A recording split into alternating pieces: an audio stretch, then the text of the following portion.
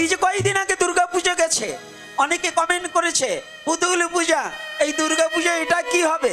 মাছ মাংস খাওয়া, পেঁয়াজ খাওয়া, রসুন খাওয়া, ওই হোটেলেতে খাইয়ে এসে হরে কৃষ্ণ গাবে, তাগত 50,000 60,000 টাকা দিয়ে কীর্তন করাবেন, আর যে বিগ্রহটার উদ্দেশ্য করে আনবেন তারে একটু ডাকতে কষ্ট লাগে। কে এত কষ্ট কেন? একজন গোপাল বসাই দিছে দেও, এইগুলো দেখলে আমার মাথা গরম হয়ে যায়। ভগবানের কি ঠেকা পাচ্ছে ভিক্ষা করবার? না ঠেকা আপনি খাবেন, আপনি ভগবান রে ভিক্ষা করা। এই যে যে ধর্ম রে, ওরে ধর্ম, মাটির মূর্তি কথা শুনি। আপনারা এই মাটির মূর্তি পূজা করছেন, এতে কি কথা শুনি? হ্যাঁ শুনি।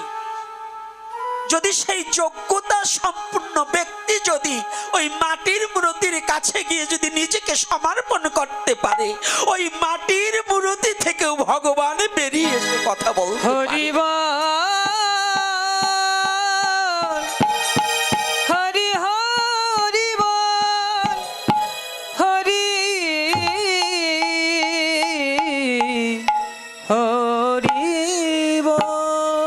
স্বামী বিবেকানন্দ বলেছেন, পুতুল পূজা করে না হিন্দু, কাঠ মাটি দিয়ে গড়া, ওই মিনময়ীর মাঝে চিন্ময়ী হেরে হয়ে যায় আত্মহারা। এই যে কয়েকদিন আগে দুর্গা পূজা গেছে, অনেকে কমেন্ট করেছে পুতুল পূজা, এই দুর্গা পূজা এটা কি হবে? জেনে যাও, সনাতনী মাটির পুজো করে। জেনে যাবে, এই মাটিতে উৎপত্তি, মাটিতেই লয়, এজন্যই সনাতনী মাটির শ্রদ্ধা জানায়। মাটিতেই সমস্ত পৃথিবীর উৎপত্তি, এই মাটি থেকেই আবার ক্ষয়িষ্ণু হবে এবং মাটিতেই তোমার শেষ নিঃশ্বাস পরিত্যাগ করতে হবে। ওই মূর্তিখানা মাটির দেখছো না, ওই মাটির মধ্যে জীবন্ত প্রাণ আছে। সনাতন ধর্মের ভজনটা কেমন, সনাতন ধর্মের তত্ত্বটা কেমন, এটা আগে বুঝতে হবে, এটা আগে জানতে হবে। না জেনে আন্দাজে ভজন করলে কোনো লাভ নেই। যেমন এই গ্রামের পালমশাই না ভগবানের সাথে চুরি করছে, বিগ্রহটা করছে কোন জায়গা দুর্গা প্রতিমা করার পরে যে কয়টা চুল বাঁচছে সেই কটা লাগাই দিয়েছে, ভালো একটু কেরেপো লাগাই প্রণাম করতে যেও দেখেছে। মানে ভগবান চুরি করতে ছাড় দেয় না এরা। পালপাড়ার বিগ্রহের যদি চুল ছোট হয়, যদি ওই মাথা ডাকতে সময় লাগে, চুল যদি দাঁড় করতে হয়, ভগবানের দুই পাশে নিতাই গরুর মাথায় ওই পাতলা করে দিয়েছে, মানে ভগবান চিন্তা যুক্ত হয়ে চুল সব উঠে গেছে। এই ঠকাঠকি বাদ দেন, আমি দেখছি প্রণাম করি, কয়টা কেড়ে পানতে কয় টাকা লাগে, এত টাকার কীর্তন দেবেন, তাই যে বিগ্রহটাই প্রণাম করবেন সেই বিগ্রহটাকে সুন্দর করে সাজাতে হয় নাকি বাবা? পরিমল বাবা না মিথ্যা বললাম? আমার মাকে সাজাবো না, বউকে সাজাই, ওরে ধর্ম রে। এই মাছ মাংস খাওয়া, পেঁয়াজ খাওয়া, রসুন খাওয়া, ওই হোটেলেতে খাইয়ে এসে হরে কৃষ্ণ গাবে, তাগত 50,000 60,000 টাকা দিয়ে কীর্তন করাবেন, আর যে বিগ্রহটার উদ্দেশ্য করে আনবেন তারে একটু ডাকতে কষ্ট লাগে। কে এত কষ্ট কেন? ভালো করতে হবে ভগবানের বিগ্রহতে। ওই যে আর একজন গোপাল বসাই দিছে দেও, এইগুলো দেখলে আমার মাথা গরম হয়ে যায়। ভগবানের কি ঠেকা পাচ্ছে ভিক্ষা করবার? না ঠেকা আপনি খাবেন, আপনি ভগবান রে ভিক্ষা করা। এই যে যে ধর্ম রে, ওরে ধর্ম, আরে খাবি নিজে খা, ভগবানের তাই ঠেকাস কেন, ভিখারি বানাস কেন? অনন্ত কোটি ব্রহ্মাণ্ডের মহানায়ক যে ভগবান কৃষ্ণ, তাকে ভিখারির বেশাই মূর্তি করাও নিষিদ্ধ। কি কষ্ট পাচ্ছেন নাকি? পাইলেই একেবারে দিয়েন। প্রত্যেকটা বিগ্রহের এক একটা মাধুর্যপূর্ণ কথা আছে। অনন্ত কোটি ব্রহ্মাণ্ডের মহাপরিচালক, মহানায়ক যিনি, তাকে ভিখারি করাটা ঠিক না। আমরা কিন্তু ধর্ম নিয়ে ছলনা করি, ওই ভগবান গোপালের থালার উপর বসাইয়ে জীবের দ্বারে ভিক্ষা করি, আর যার শক্তি ছাড়া আমি চলতে পারি না সে আমার কাছে ভিক্ষায় আসে। লজ্জা করা উচিত। কষ্ট পাচ্ছেন আমার কথায়? কেউ কেউ ভাবতেছেন আগামী দিন আর আসবো না, না আসলেও কিছু আসবে যাবে। সত্যি কথা বলবো, সত্যি কথা বলবো না, এক গুরু গুসাইরা শিখায় না, নিজেদের ব্যবসা বাড়াবার জন্য শিখেছি। কথাটা বোঝেন নাই? আর যে যদি কোনো গুরুদেব বইলে থাকে ইয়ে করবার, ওটা গুরুই নাই, ওটাও ভিখারির বাচ্চা। ভিখারি সনাতনী সাধু কখনো ভিখারির বাচ্চা না, সে জমিদারের অনন্ত কোটি ব্রহ্মাণ্ডের মহানায়কের সন্তান। সে কিসের ভিখারি? কিসের অভাব আছে বলুন? কিসের অভাব আছে? আপনাদের একটা বিল্ডিং, আমি বলি আমার কোটি কোটি বিল্ডিং। আপনাদের একটা বিল্ডিং আর আমার কোটি কোটি বিল্ডিং। কি বাবা, কোটি কোটি বিল্ডিং কি না? যে বাড়ি যাব সেই বাড়িই তো আমার। তাহলে আমার কম আছে নাকি? তা আমার ভগবানের অনন্ত কোটি ব্রহ্মাণ্ডের মহাপরিচালক যিনি, তাকে ভিখারি করাটা ঠিক না। এগুলো থেকে আমাদের বেরিয়ে আসতে হবে। এগুলো কুসংস্কার। আপনার যদি অর্থ ভগবান কোথা থেকে তার এই নামের জন্য তিনি জোগাড় করবেন, এটা তিনিই ভালো বুঝবে। বুঝবে কি না? তাহলে কি করা যাবে? ভগবানের বিগ্রহ নয়, ভিখারি সাজতে হবে নিজের। ভিখারি সাজলে কি হয়? লজ্জা, অহংকার, অভিমান দূরীভূত হয়ে যায়। এই জন্য ভিক্ষা করতে হবে আপনার, কিন্তু তবে ভগবানকে দিয়ে নয়। কি রাগ করছেন নাকি? আর করলেও কিছু আসে যায় না। রাধে রাধে। এইবার দেখুন ভজনটা কেমন। মীরা বলছে তুমি ছাড়া বিশ্ব জগতে আমার আর কেহ নেই। তো যখন মীরা অনুনয় বিনয় করছে, মাটির মূর্তি, মূর্তি মাটির হতে পারে, কিন্তু অবয়বটা যার করেছি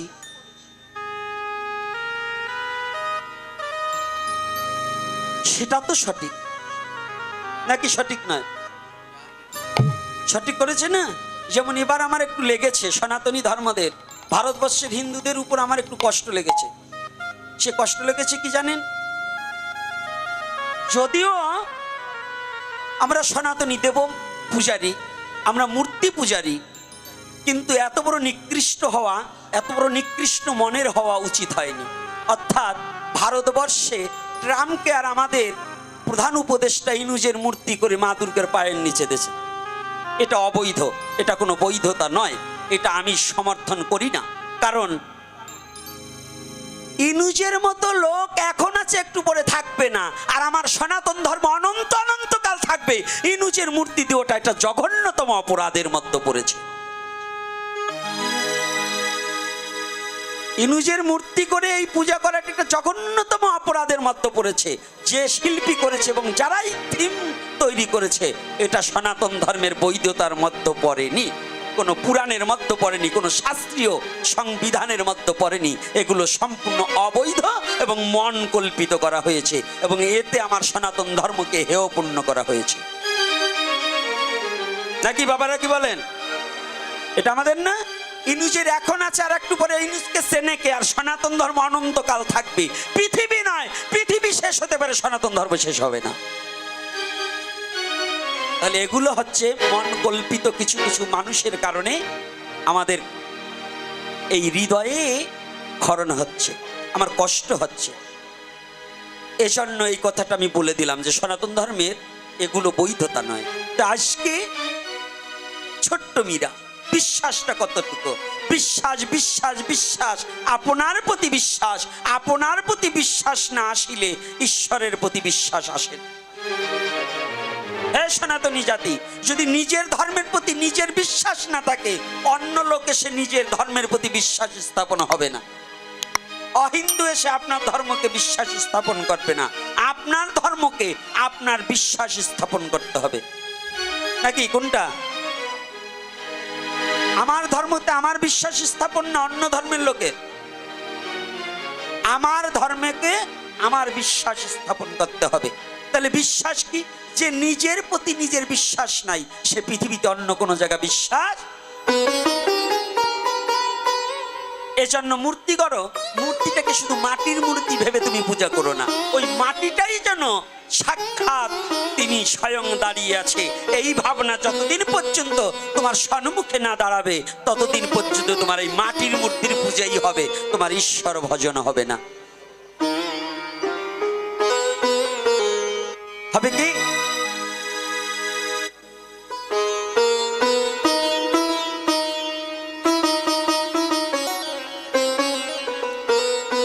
আজকে মীরা লীলা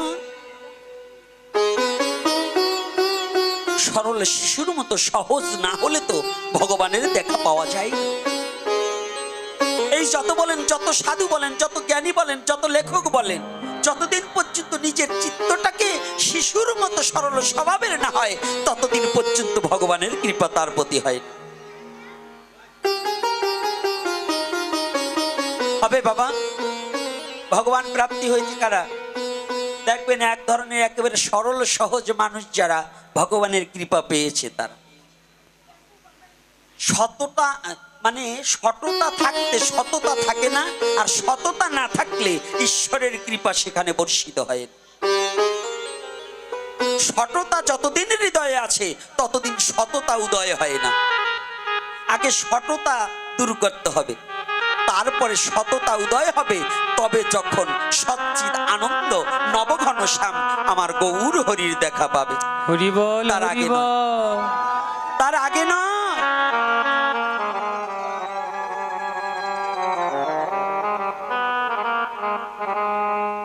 মীরা কাঁদছে, মাটির মূর্তি থেকে ভগবানের কথা বলছে না, মীরা কাঁদছে। ও তুমি বুঝি খাবে না? তাহলে দাঁড়াও, আমি প্রতিজ্ঞাবদ্ধ করলাম, তুমি যত সময় পর্যন্ত এই থালার অন্ন গ্রহণ না করবে তত সময় পর্যন্ত আমি একটু জল গ্রহণ করব।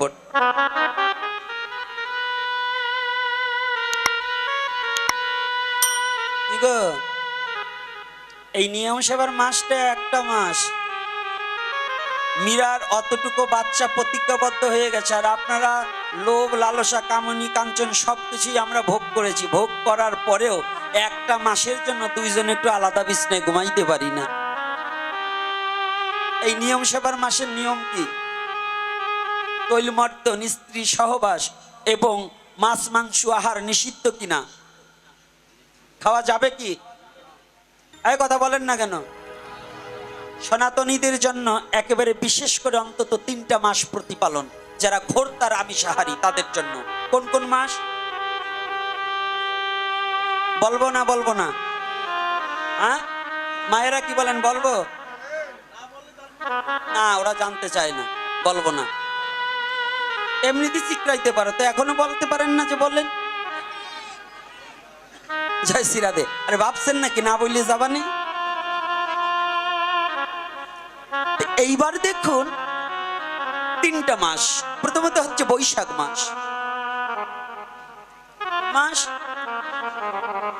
দ্বিতীয়তে হচ্ছে কার্তিক মাস মানে নিয়ম সেবার ব্রত, আর তৃতীয়তে হচ্ছে মাঘ মাস। একেবারে ঘোরতার আমিষাহারী যে ব্যক্তি তার জন্য এই 3 মাস অন্তত নিরামিষ খেতে হবে। বাংলা ভাষায় নিরামিষ, আর শাস্ত্রীয় ভাষায় সাত্ত্বিক।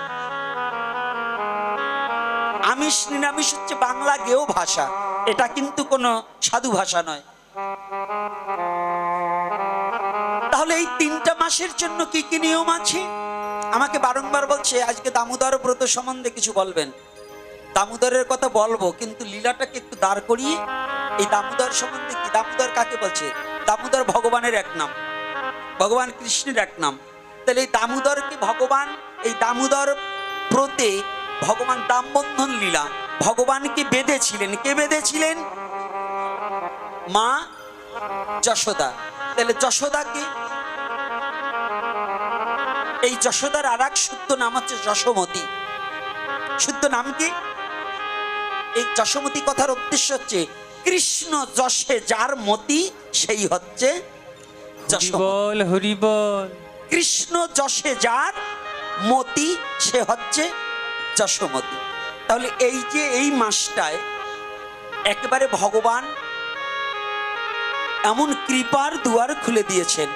এই দামোদর মাসে যারা শুদ্ধ চিত্তে দামোদর ব্রত প্রতিপালন করে মা যশোমতীর মতো যদি কেউ ভগবান কৃষ্ণকে ভালোবাসতে পারে, এই জন্মে না হলেও পরবর্তী জন্মে পুত্র রূপে ভগবানকে সে পাবে। হরি বল, হরি বল, হরি বল, হরি বল, হরি হরি বল। শুধু মায়েরা নয়, নরনারী। সনাতন ধর্মে শুধু দেহের বিচার নয়, সনাতন ধর্মে আত্মার বিচার। সনাতন ধর্মে কিসের বিচার? দেহের বিচার। প্রকৃতি হতে হবে। তাহলে প্রকৃতি আমরা সবাই পুরুষত্ব অভিমানকে পরিত্যাগ করে নারীত্ব স্বভাব নিয়ে ভজন করাটাই হচ্ছে প্রকৃতির স্বভাব। তাহলে সেখানে নারী পুরুষ নয়, সেখানে ভজনে পরমাত্মাকে মুক্তি দিতে হলে পরে একমাত্র ভগবানকে ভজন ভেঙে কখনোই সেই পরমাত্মার মুক্তি ঘটবে না। তাই যদি মুক্তি দিতে হয় তাহলে এখানে দেখুন আমি যে কথাটা বলছি, এই দামোদর লীলাটাকে প্রতিপালন করতে হলে কেউ করছে একাদশী থেকে, আর এই সনাতন ধর্মের মধ্যে কিছু কুসংস্কার আছে, অর্থাৎ দশমীর পূজার দিন মাছ কিনে এনে বাড়িতে রাখতে হয়। কি বাবা এরকম আছে কি নাকি? হ্যাঁ, আপনারা করেন তো? হ্যাঁ, কথা বলেন না কেন?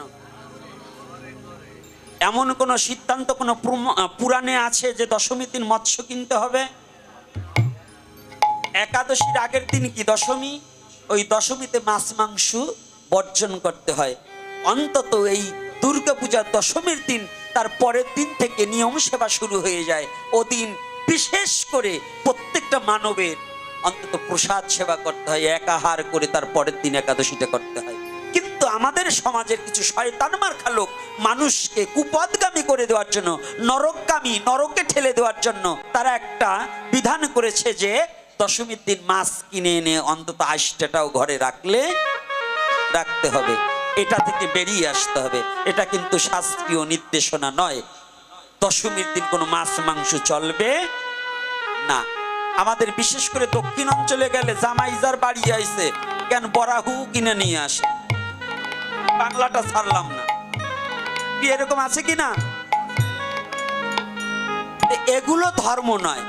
আপনারা যারা সঠিক ধর্ম প্রতিপালন করতে চান, সদ্গুরুর চরণে আশ্রিত হয়ে এবং শুদ্ধ মুখে হরিকথা আস্বাদন করতে হবে, অভক্তের মুখে নয়। এই জন্য কি করতে হবে দেখুন, আমাদের বিশ্বাসটা প্রগাঢ় করতে হবে। আপনি আগের দিনে চকিদার দেখলে ভয় পেত, কথা বলবেন না, আগের দিনে চকিদার দেখলে ভয় পেত না, এখন আর্মি দেখলেও ভয় হয়, আছে নাকি? আর্মির সাথেও আমরা কথা বলি, আর আগে চকিদার দেখলে পাট খেতে পালাইছি। এর উদ্দেশ্য কি? যুগ ধর্ম প্রবর্তনম, যে যুগের যে ধর্ম সেটা। এখন আমরা মুখের কথা সব বিশ্বাস করি না, আমাদের শাস্ত্রীয় প্রমাণের কিছু প্রয়োজন আছে কিনা? তাহলে অধর্মটাকে আমাকে শিক্ষা দেবে, এই অধর্মটাকে গ্রহণ করা যাবে না। আজকে শারীরিক দিক থেকে আমি একটু নরম আছি, দীর্ঘায়ী আলোচনা করব না। আগামী দিন যদি মহাপ্রভু আজকের যতটুকু বাকি থাকবে আগামী দিন তার চেয়ে বাড়িয়ে দেওয়ার চেষ্টা করব এবং অন্যদিকে আলোচনা করার চেষ্টা করব। কিন্তু আজকে আমি আর একটু সময় আলোচনা করে বিশ্রাম দেব। তো এই লীলাটা কি? ওই মাটির মূর্তিকে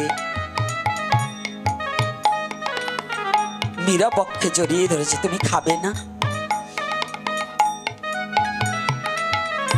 ধর্ম কি দিয়েছেন? আপনি আচরিয়ে ধর্ম জীবকে শিখায়, এই তো সিদ্ধান্ত গীতা ভাগবতী গায়।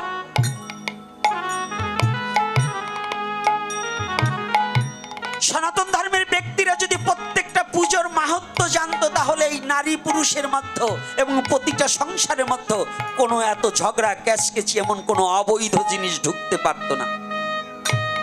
সনাতন ধর্মের শতকরা ৯৫ জন ব্যক্তি না জেনে পুজো করে, কোনো জেনে পুজো করে না। জানেন এটা কি সত্য না মিথ্যা? দুর্গাপূজা করেছেন, জেনে করেছেন, দুর্গাপূজার মাহাত্ম্যটা কি করেননি। এটা উৎসব হিসেবে মেনে নিয়েছেন, এটা ধর্ম হিসেবে মেনে নিতে পারেননি। এই দুর্গাপূজাটাকে বর্তমান সমাজের যুব সমাজ এবং কিছু ব্যক্তিরা দুর্গাপূজাটাকে উৎসব হিসেবে মেনে নিয়েছে, কিন্তু ধর্ম হিসেবে না। যদি দুর্গাপূজাটাকে ধর্ম হিসেবে মেনে নিত আজকে নারীদের অবস্থা এগুলো হতো না। দুর্গাপূজার তত্ত্বটা যদি কোনো নারী জানতে পারে, দুর্গার চরিত্র সম্বন্ধে, সে নারী তার মুখে জীবনে কোনোদিন স্বামী নিন্দা করতে পারবে না। সে নারী কোনোদিন তার স্বামীকে ডিভোর্স, এই সনাতন ধর্মে ডিভোর্স দিতে পারবে না। কিন্তু দুর্গাপূজার তত্ত্বটা না জেনে শুধু মার্কেট আর ডিজে ড্যান্স এটাকে যখন আমরা প্রচার করছি, যার কারণে সনাতন ধর্মের নর নারী জঘন্যতম মেলোচ্ছ পরিবেশটাকে গ্রহণ করছে।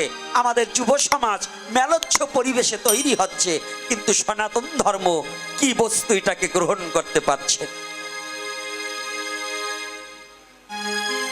আমার কথায় জানি অনেকে কষ্ট পাবেন, কষ্ট পেলে কিচ্ছু করবার নেই, সত্যটাকেই বলতে হবে। কারণ এত দুর্যোগ ভাবাপন্ন হওয়ার পরেও যে জাতি পশুর ন্যায় দাঁড়িয়ে আছে, এই জাতিটা একটা পশুকে হত্যা করে যখন কসাই তার দোকানের সামনে ঝুলিয়ে রাখে, আর একটা পশুকে যখন সামনে বেঁধে রাখে, সে কি সুন্দর দেখবেন, ঘাস দিলে কাঁঠাল পাতা বসে বসে ওই ছাগল যেমন খায়, এই সনাতনী জাতি ছাগলের মতো ধর্ম পালন করা দিচ্ছে। এর কারণ হচ্ছে কেমন, একটা মন্দিরে দুর্গা মূর্তি ভাঙে আর একজন বক্স বাজিয়ে পুজো করে। তো ওই যারা একটা মন্দিরে মূর্তি ভাঙার পরে আর একজন বক্স বাজিয়ে পুজো করে, ওটা ছাগলের বাচ্চার চেয়ে একটু কম নয়, ও পশু। কারণ ওর কোনো জাতিত্ব বোধ নেই, ওর দেবতার প্রতি কোনো ভক্তি নেই, ও শুধু আড়ম্বরমটা এবং ডিজেটাই জানছে, ও ধর্ম কি জিনিস সে জানে না। কষ্ট হচ্ছে নাকি? এটা সত্য না মিথ্যা? এই বাবা রবীন্দ্র বাবা, মিথ্যা বলছি? তাহলে এগুলো যতদিন পর্যন্ত না যাবে, আপনি ভাগবত কোটি কল্পকাল দিয়ে নামযজ্ঞ দিয়ে কি হবে বলুন? কি হবে? কি সমাজের উন্নতি হবে? কি জাতির উন্নতি হবে? কি ধর্মের উন্নতি হবে? নিজের স্বধর্মটাকে প্রতিপালন যদি না করি শুদ্ধভাবে, তাহলে আপনার এই কীর্তনাদি যাহা কিছুই দেন, এই যে নামযজ্ঞে যারা পান বিড়ি সিগারেটের কিনা যাদেরা কীর্তনীয় দেবেন, ভিক্ষার টাকা দিয়ে যারা নামযজ্ঞের জন্য পান বিড়ি সিগারেট এবং নেতাদের অবৈধ খাবার প্রসাদ দিতে হবে, সে যে আসুক, সে যে বর্ণের, যে ধর্মের, যে জাতির আসুক, সে অন্ন না পায় ফল পাবে। কিন্তু তার জন্য স্পেশাল কোনো বাড়িতে কোনো নেতার জন্য মাংস রান্না করা, এটা যাবে না। এটা নামযজ্ঞের টাকা দিয়ে এটা যাবে না। এটা যারা করে তারা সম্পূর্ণ অবৈধ করছে। কি কষ্ট পাচ্ছেন নাকি? এটা বৈধ না অবৈধ? এটা অবৈধ নয়। এগুলো করার কারণে পাপে পাপে জর্জরিত হয়ে আস্তে আস্তে বিনাশের পথে আমাদের যেতে হবে। এই বিনাশ থেকে যদি আমরা ফিরে আসতে চাই, তাহলে সঠিক সনাতন ধর্মটাকে প্রতিপালন করতে হবে। আর এই সঠিক সনাতন ধর্মটাকে প্রতিপালন করতে হলে যে পুজোটা করব, এই পুজোর তত্ত্ব সম্বন্ধে আগে আমার জানতে হবে।